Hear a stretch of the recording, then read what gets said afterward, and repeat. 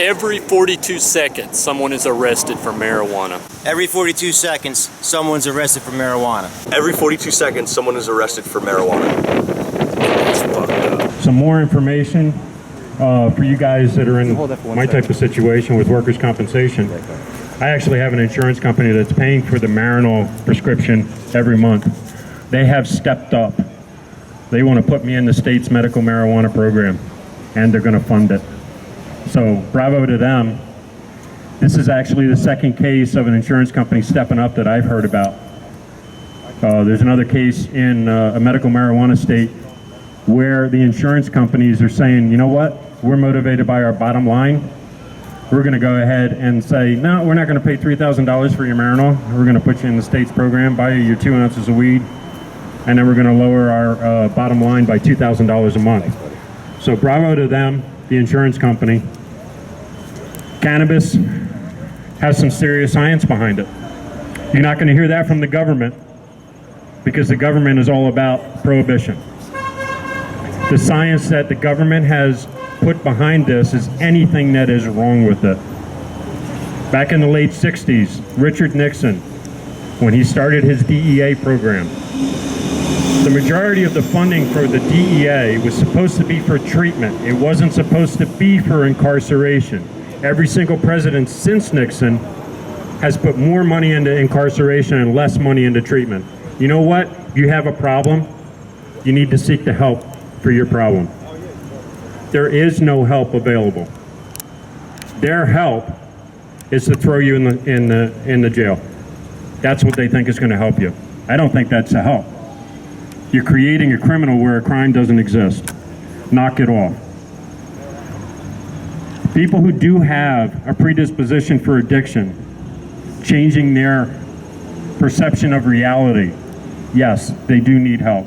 If you can't stop smoking all day, you probably should seek some help out. If you are treating a condition that cannabis has been proven to treat, and there are 700 conditions, 700 that cannabis can help with. 700 conditions that cannabis can help with. If you need it, you should be allowed access to it. As Cindy was saying, you know, we represent children with LGS, Dravet syndrome. The anecdotal evidence is not enough. Yes, we do need the scientific reports issued by major houses. I'm not talking about the Neuroscience Journal. We all know that that's a joke. We need a major research house to do serious clinical studies on cannabis with seizure activity. A lot of people ask me, what does cannabis cure? You know what? Cannabis doesn't cure anything. Yeah, I said it. It doesn't cure anything. It will help with the symptoms for over 700 conditions. An 85% reduction in seizure activity to someone who has over 200 seizures a day, yeah, that means the world to both the caregiver and the person that's suffering from the seizures. We should do everything in our power to make sure that that is available to people that need it. Thanks for listening. Cones!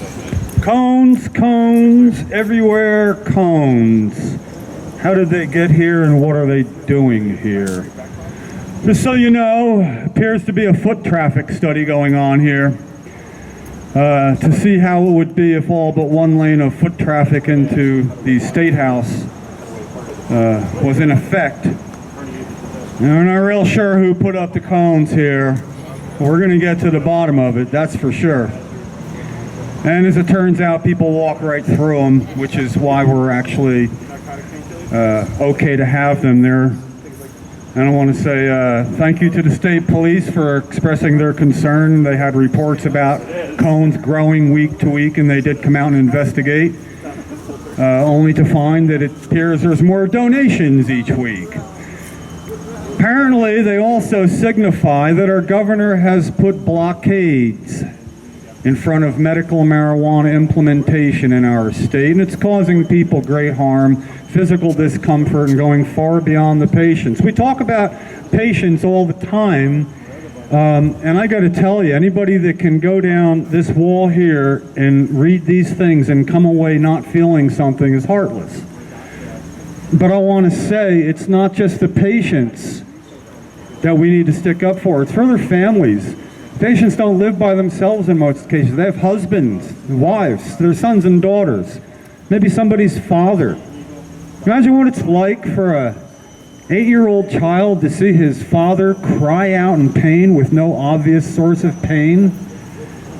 Imagine what it's like if he gets short with the little kid's mother because he's in pain. These things go on. It's going on right now. Within a mile of here, it's playing out everywhere. I appreciate people showing up each week and showing their commitment just to at least show up. I mean, it's an easy gig. We stand around, we talk to each other, we talk to anybody that might be within the sound of this. We wouldn't be here if we were being dealt with fairly. If when we had a concern, it was dealt with, we wouldn't have to come here. We are here because everything we say falls on deaf ears. Doesn't matter if you go through the right channels, the right telephone number, email, doesn't matter, it's going to fall on deaf ears. When you corner them and you push them into a corner just right, they will sit down and listen to you. They'll look like they're listening to you. Well, let's just say they will have their eyes open and be looking in your general direction when you talk, and that's about the extent of it. So however long we can keep this up on Thursdays till the weather turns, good. I come here because I made my late wife a deathbed promise. Actually, this is a picture of me waiting for her to wake up so I could tell her she was about to die because I just found out. I'm still here because it affects me. I don't take care of anybody. I'm not a qualified patient myself. But I promised Cheryl I'd show up wherever I thought she would. And I know if she was still alive, she'd come here to stick up for herself today. Everything she did wasn't for herself. She knew it wouldn't be in her lifetime. Therefore, I continue to show up when I can for the same people she wanted to help, which was everybody that could use cannabis for any reason. It makes their life better. It's their life. We're supposed to have what they call unalienable rights, rights that are not able to be taken away. And I want to live my life having the liberty to pursue happiness any way I see fit. I'm a first timer. It's the first time I come up with friends of mine. And I've just recently, in the last couple of years, heard about cannabis oil. I've always heard that, marijuana for cancer, but this cannabis oil, the bottom line, I feel, is they've known about this for a long time. My mother passed away of a brain tumor 40-some years ago. And you cannot convince me that in 40 years, they don't know what the cure is. It's not about getting high, it's about your health. Every 42 seconds in Trenton, all over, somebody arrested for marijuana. We got weed every 42 seconds, you won't get arrested. We got the weed called non-arrested weed. All you do is smoke this weed and listen to Mr. Bud right here, and you will get medicated. Don't forget, the weed don't get you high, it medicates you.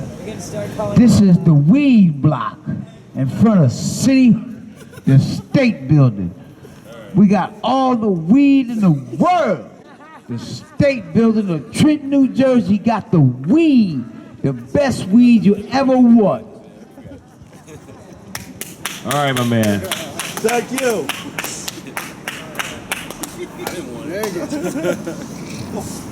All right, wait a minute. Where's that camera at? Oh God. Oh God. I'm dying. Someone is arrested every 42 seconds for marijuana. Didn't I just say that? Oh, wait a minute. Ditto. I don't know, man. I'm getting tired of coming out here and doing stuff like this. I guess this guy I'm getting tired of arguing and asking for legalization. To be honest with you, I really am getting tired. Like, I'm ready to quit, y'all. Weed man's getting ready to disappear on y'all. Like, the hell with this. I'm just gonna go smoke weed and shut my mouth up. Yeah, I think I'm kidding. I'm getting tired of getting kicked in the balls. You know, I got kicked in the balls here one time. You know? Just once? One time I got arrested for all kinds of bullshit. Even now, I got my name on the ballot and they just kicked me off. I think they just gave you a parking ticket too. Did I just get a parking ticket? Ah, you got me. She got me. She got me. No, I'm done. Anyway, I'm done. Yo, there's only 16 people here. Unbelievable. What's going on? 22,000 people got arrested last year for marijuana. They should all be here. 22,000. I'd be happy if 220 showed up. You know? If 220 showed up, I'd be happy. Anyway, peace. Give it back to the man right here, man. Okay, coming back to the second weed, doctor. Like I was saying, this is some awesome stuff. Because we are not doing nothing wrong. We're just trying to legalize the weed that we got.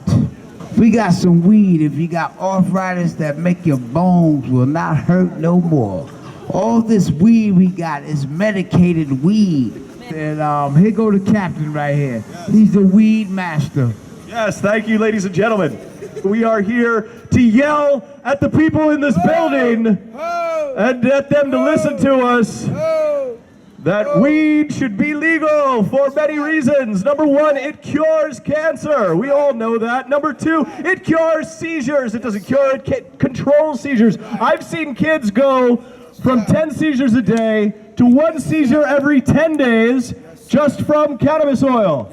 I've seen it with my own eyes. I have seen people in the midst of a seizure get oil or tincture put in their mouth and they stop the seizure. I've seen this. The other medications don't do this. Marijuana does this. I'm sorry, I called it by its slave name, cannabis. Cannabis does this. Don't call it marijuana, that's a slur. Marijuana is a racist term. It is cannabis. And cannabis cures. Cannabis. Cannabis cures. Cannabis is a medicine. There are two kinds of people in this world. There are the kinds of people who know that cannabis is medicine. That's right. And there are jerks. That's right. Because you have to be a jerk to not recognize that cannabis is medicine. All the evidence is right there. It's called the internet. Google. Just Google cannabis cures and it'll pop up with like a million different things. Cannabis cures whatever. So many things. Use the internet, ladies and gentlemen. Ladies and gentlemen. Ladies and gentlemen, inside of the State House, use this thing called Google and Google cannabis cures something. Legalize weed. We're here to legalize weed because they've been ignoring us. Kids are dying because the medical marijuana program has been sabotaged from day one. Power of pot compels you. The power of pot compels you. Well, I'm not talking to the people out here. I'm talking to the people in the offices. The people who actually have the power to do something and go. Yeah? Oh, yes. Legalize Atlantic City. Hey. Oh, hey. Hey. Tell them about the failing casino. I forgot. Atlantic City is failing. Atlantic City is Canada with casinos. Congratulations. Preach. How much money did you dump into these casinos and they failed? Preach. Legalize weed in AC. Treat it like alcohol and legalize weed in AC. People will come from all over the world. It will become the new Mecca on the East Coast. Oh, yeah. Please steal my idea. Somebody in there be like, hey, I just had a really great idea. Let's revitalize Atlantic City, bring in a whole new market. Save Atlantic City. Steal my idea, please. Tell your superior. All you interns and bootlickers. Hey, all you state worshipers. I hate you. Gun under the cover. Punks are running wild in the streets. There's nobody anywhere who seems to know what to do, and there's no end to it. We know the air is unfit to breathe and our food is unfit to eat. We sit watching our TVs while some local newscaster tells us that today we had 15 homicides and 63 violent crimes, as if that's the way it's supposed to be. We know things are bad, worse than bad. They're crazy. It's like everything everywhere is going crazy, so we don't go out anymore. We sit in the house, and slowly the world we're living in is getting smaller, and all we say is, please, at least leave us alone in our living rooms. Let me have my toaster and my TV and my steel-belted radios, and I won't say anything. Just leave us alone. Well, I'm not going to leave you alone. I want you to get mad. I don't want you to protest. I don't want you to riot. I don't want you to write to your congressman because I wouldn't know what to tell you to write. I don't know what to do about the depression and the inflation and the Russians and the crime in the street. All I know is that first, you've got to get mad. You've got to say, I'm a human being. God damn it. My life has value.